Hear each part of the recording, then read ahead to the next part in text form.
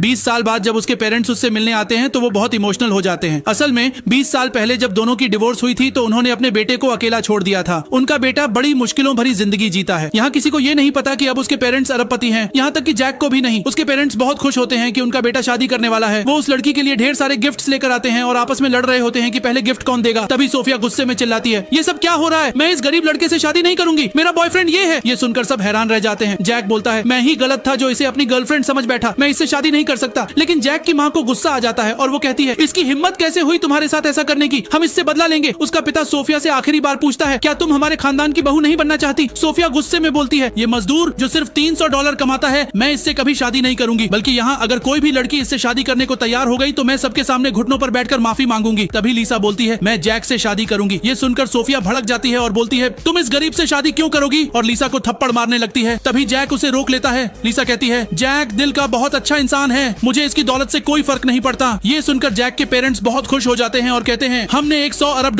के गिफ्ट्स मंगवाए हैं सिर्फ तुम लोगों के लिए। ये सुनकर सोफिया और उसकी माँ हंसती हैं और कहती हैं, ये सब $500 से ज्यादा के नहीं होंगे। जैक भी हैरान हो जाता है क्योंकि उसे भी यही लगता है कि उसके पेरेंट्स गरीब हैं। तभी जैक कहता है, रुको मत लाओ ये गिफ्ट्स, मेरे पेरेंट्स सारी जिंदगी मजदूरी करते रहे हैं, इनके गिफ्ट्स महंगे नहीं होंगे। लीसा मुस्कुराकर कहती है, मुझे इससे कोई फर्क नहीं पड़ता। और तभी उनके पेरेंट्स का सेक्रेटरी वो महंगे गिफ्ट्स लेकर वहाँ पहुँचता है। पार्ट 3 के लिए कमेंट्स में गिफ्ट लिखे।